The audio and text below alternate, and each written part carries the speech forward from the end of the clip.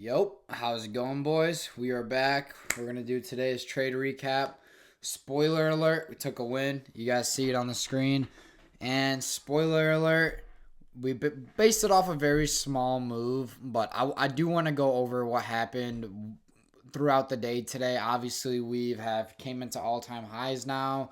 Um, let me. This is on M M2. This is on IWM on at Russell. Let's go to Nasdaq, or let's take a look at the Nasdaq.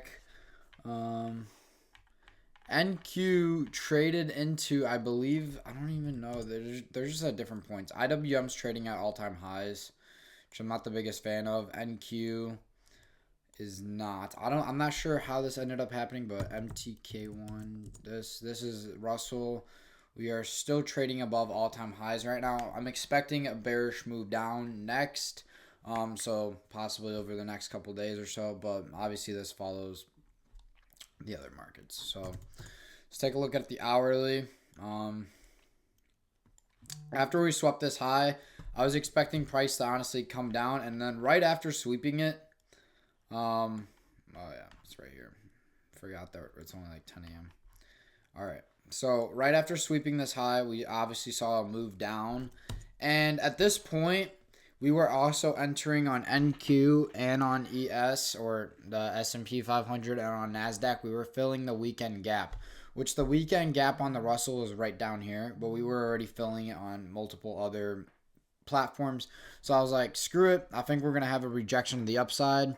And I was looking for a zone on Russell where to take a leg up or a move up. And I didn't really want to go too far, obviously, because we already swept all-time highs.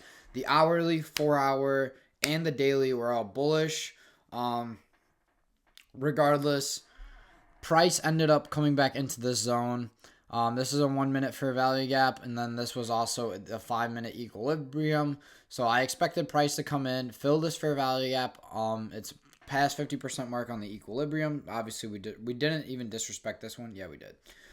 We ended up disrespecting this one, came down all the way, filled this one. Obviously, that's sometimes what ends up happening. So I ended up entering my position. I actually entered this position really well. I actually entered it really at the bottom of the move. So this move at honestly still exiting at this point right here. It was still 1.2. So it's still greater than 1 RR. I'm not mad about it. I still think this is a pretty decent trade. We enter this fair value gap past 50% mark, right at like the 75% mark of the fair value gap. Obviously, price then rejected back up to the upside.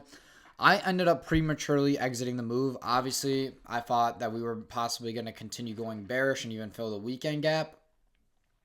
So I wasn't like too happy. Today honestly should have been a no trade day, but I'm not going to complain about taking a win. Realistically, all I wanted to do is just take this price into I literally had my take profit right at this wick right here. Like it was like at the 60% mark of this fair value gap. Obviously price came in. Started respecting this fair value gap. I exited the position right here. If I drag it down to that point, okay, it's like magnety, but it's basically a 1 point. It's like a 1.1, and originally, or if I let it play out, it would have been a 1.4. I mean, regardless, we caught that move. We learned from it. Today wasn't the greatest day.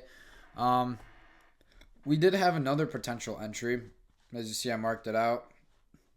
Let me remove this. That honestly probably makes that move look a little bit easier. But we also have equilibrium on this move. Came up 50% mark, is also within this fair value gap. It actually ended up respecting, or actually disrespected this one, but if you see there was another lower one, price ended up coming into that, bouncing right off of it, taking it back all the way to the upside.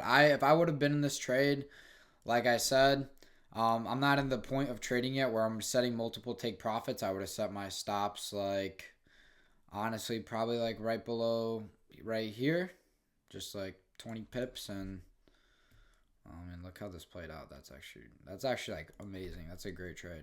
But let's go to mini the Nasdaq. Okay, we typed it in wrong. Dan, you've been trading long enough to know how to type in your futures correctly. So market open was at 8:30, so past this point, price ended up coming up. We are actually still riding in this we are almost still riding within this weekend gap. I think IWM is going to hop out of that all-time high really soon. If we also head over to this, we're just going to type in SPY, bro. It doesn't really have to be, though. SPY ended up being pretty bearish, too. Honestly, I'm pretty happy that I traded Russell today because that's really what ended up playing out.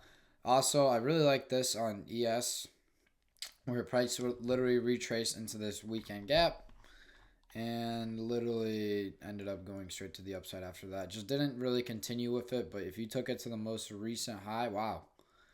You would have got Edge Max, bro, and that would have not played out. Wow. Okay. Well, that's how today went. Obviously, no news Monday. I'm glad I won in my favor today. We will be back tomorrow, Wednesday, Turkey Day. Turkey Day markets are closed, so we obviously can't trade, but the rest of this week is a little bit, I don't know. We'll see what ends up happening. I'm pretty excited. I'm not crying, by the way. I have like this weird paste underneath my eyes, bro, because my face been getting dry because I live in Illinois, bro. It's cold as fuck.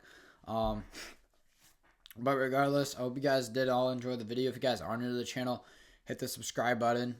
We'll be back. We'll be following our trading journey, and based on the way today went, not mad about it. We took a win, can't complain, and we got a lot to learn from today's win. So, see you boys on the next one.